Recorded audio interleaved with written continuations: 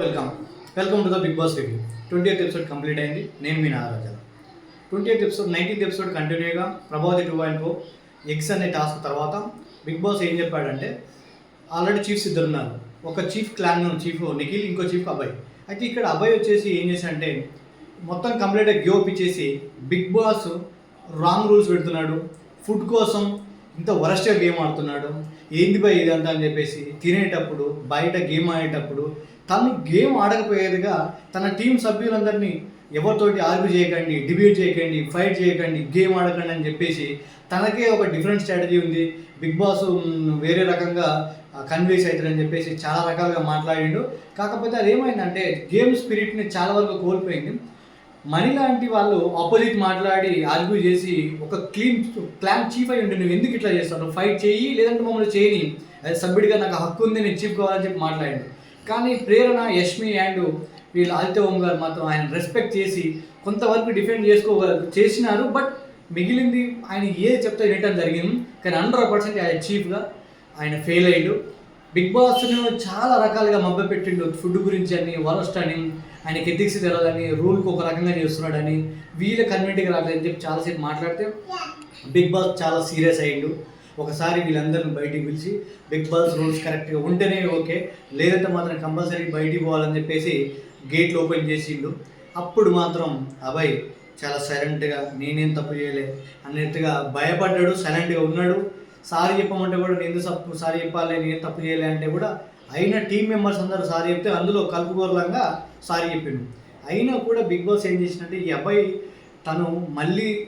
తను regret feel కావట్లేడు, ఇంత మాట్లాడని చెప్పేసి మళ్ళీ ఒకసారి సోఫాలో అందరిని కూర్చోబెట్టి కంప్లీట్గా చీఫ్గా అబ్బాయి ఫెయిల్ అయ్యాడు, గేమ్స్ ఫెయిల్ అయ్యాడు, రూల్స్ ఫెయిల్ అయ్యాడు అని చెప్పేసి నేమ్ చెప్పిన తర్వాత అప్పుడు ఒకసారి సారీ చెప్పి ఆ తర్వాత కూడా నా పాయింట్ మీద నేను మాత్రం కరెక్ట్గా ఉన్న, బిగ్ బాస్ వరస్ట్ అని చెప్పి మాట్లాడాను. అయితే ఇక్కడ వచ్చేసి ట్విస్ట్ ఏంటంటే బిగ్ బాస్ ఏం చెప్పాడంటే అబ్బాయి చీఫ్గా క్యాన్సిల్ చేస్తూ నిర్ణయం తీసుకొని అబ్బాయి టీంలో ఉన్నటువంటి 5 మెంబర్స్లో ఒక 3 మెంబర్స్కి కంటెండర్గా అంటే చీఫ్గా ఆడటానికి అవకాశం ఉందని చెప్పాడు. ఆ 5 మెంబర్స్లో ఆదిత్య ఓం నాకు ఇంట్రెస్ట్ లేదని చెప్పిండు. యష్మి ఆల్రెడీ ఆమె ఇంతకుముందు ఒకసారి అయింది కాబట్టి మిగిలిన మనీ, ప్రేరణ వాళ్ళకు అవకాశం ఉన్నది. అయితే మళ్ళీ ఒక ట్విస్ట్ ఏం ఇచ్చిందంటే ఈయన టీం సభ్యులు కూడా రూల్స్ అన్ని బ్రేక్ చేశారు కాబట్టి వీళ్ళకు మళ్ళీ కంటెండర్గా అవకాశం ఇస్తాడా లేదనేది మాత్రం మళ్ళీ రివీల్ చేయాలి, ఒక చిన్న కన్ఫ్యూజన్ పెట్టాడు. నెక్స్ట్ ఇక్కడ నిఖిల్ సైడ్ వస్తే నిఖిల్ వాళ్ళ క్లాన్ విజేతగా నిలిచారు. దాంతోపాటు తనకి రెడ్ ఎగ్ దొరికింది కాబట్టి ఆ రెడ్ ఎగ్ అయితే ఎవరికైతే వాళ్ళ క్లాన్లో ఒక సభ్యుడికి ఇస్తారో ఆ రెడ్ ఎగ్ దొరికిన సభ్యుడు, తీసుకున్న సభ్యుడు మళ్ళీ నిఖిల్ తోటి కంటెండర్గా పోటీ పడి అది చీఫ్గా గెలవాల్సి ఉంటుంది. అప్పుడు ఈయన మనోడు పెద్ద స్ట్రాటజీ మెయింటైన్ చేస్తారు. ఎందుకంటే ఈ సోనియా పెద్ద డ్రామా క్రియేట్ చేస్తుంది. నిఖిల్ నువ్వు టైం తినకపోతే మాట్లాడకపోవటం, నువ్వు సిగరెట్ తాగొద్దు, బంద్ చేయి, లేకపోతే నేను మాట్లాడటం, దూరంగా ఉంటావు, 2-3 days మాట్లాడొద్దు అని ఉంటావు. ఈయన పోయి ఏంటమ్మా ఏమైందని చెప్పి ప్రచారి బదలాడటం. అరే ఏంటి పోయి సోది నాకు అర్థం కావట్లేదు. నువ్వు ఆమె కోసం గేమ్కి వచ్చినావా లేకపోతే నువ్వు కంప్లీట్గా లైఫ్ లాంగ్ ఆమె లేకపోతే బతకలేను, లేదా నేను ఆమె కోసం ఆడుతున్నట్టుగా ప్రతిసారి హౌస్లో ఉన్న వాళ్ళకి కాదు, కంప్లీట్ ప్రేక్షకులు కూడా చాలా మంచిగా గేమ్ ఆడుకుంటున్న నిఖిల్ కేవలం సోనియా వల్ల తను మొత్తం లూజ్ అయిపోయి నెగిటివ్ ఫీడ్బ్యాక్ తీసుకుంటున్నాడు. ఇప్పుడు ఈ రెడ్ ఎగ్ వచ్చేసరికి ఎవరికైతే ఇస్తారో వాళ్ళ కంటెండర్గా ఈ రెడ్ ఎగ్ వచ్చేసి మనోడు ఏమనుకుంటాడంటే సీతకు కానీ లేదంటే సోనియాకి కానీ ఎవరికైనా ఒకరికి ఇద్దాం నిర్ణయం తీసుకుందాం అనుకుంటాడు. ఎందుకంటే పృథ్వీ అగ్రెసివ్ ఉంటాడు, ఆల్రెడీ నైనిక ఆల్రెడీ చేసింది కాబట్టి వీళ్ళిద్దరిలో ఎవరికైనా ఇద్దామని అనుకుంటాడు. కానీ ఇక్కడ ట్విస్ట్ వచ్చేసి విష్ణుప్రియ నాకు అవసరం లేదు, నాకు వద్దురా నాయన గోల్ అని చెప్తుంది. కాకపోతే ఇక్కడ సీత పాపం కంటెండర్గా చాలా ఫైట్ చేస్తుంది, తనకి ఇస్తే అయిపోతుండే.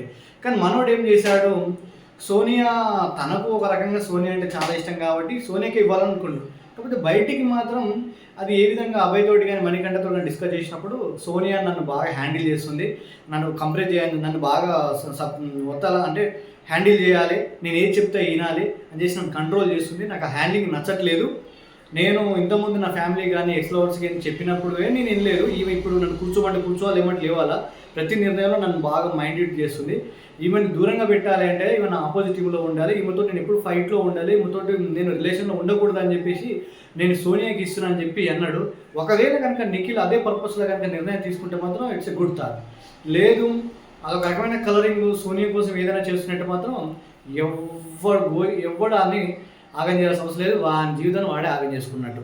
ఇక ఇక్కడ సీత పాపం ఆశించింది, తర్వాత ఏడవడం జరిగింది.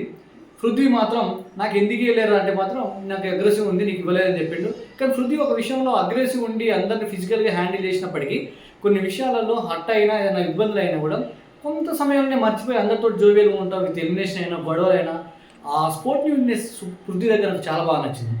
సోనియాకి నిఖిల్కి ఇద్దరికి చీప్ అవ్వడానికి ఒక గేమ్ పెట్టారు. ఒక చిన్న 2 బాల్స్ వీళ్ళు మోకాళ్ళ మీద కూర్చొని ఈ లైన్ నుంచి ఆ లైన్కి కింద పడకుండా పైన పెట్టుకొని ఇట్లా 2 బాల్స్ ఒక చిన్న స్టిక్లో పెట్టుకొని అవతలకి వెళ్ళాలి అని చెప్పేసి గేమ్ పెడితే అందులో నిఖిల్ గెలిచాడు, సోనియా ఓడిపోయింది. వీళ్ళ చీఫ్గా నిఖిల్ తన స్థానాన్ని కాపాడుకున్నాడు. ఇప్పుడు ఆపోజిట్ చీఫ్ ఒక స్థానం ఖాళీ ఉంది. అప్పుడు అబ్బాయి వాళ్ళ టీంలో 3 కంటెండర్స్కి పోటీ పెట్టి ఇంకొక చీఫ్ ఇస్తారా, లేదంటే ర్యాండమ్గా సెలెక్ట్ చేస్తారా, ఏ విధంగా చేస్తాడైతే తెలియదు. కాకపోతే రామేశ్వరం పోయినా శని వదిలేదన్నట్టుగా సోనియా గేమ్ ఓడిపోయి మళ్ళీ నిఖిల్ టీంలో ఉండాల్సి వచ్చింది. ఇంకా వీడు ఎన్ని రోజులు భరించాలి, ఈ సోది ఎన్ని రోజులు చూడాలి, ఈ అగ్గులు, ఈ గొడవ, ఈ బతిలాడు, ఈ చికాకు ఏమవుతుందో మళ్ళీ ఈరోజు ఎపిసోడ్లో చూసుకుందాం. మరి నాగార్జున గారు వచ్చిన తర్వాత మనకు కొద్దిగా ట్విస్ట్ తెలుస్తుంది మళ్ళీ రేపు. అప్పటి వరకు మీ లవ్ అండ్ సపోర్ట్ నాకు కావాలి. Thank you, bye.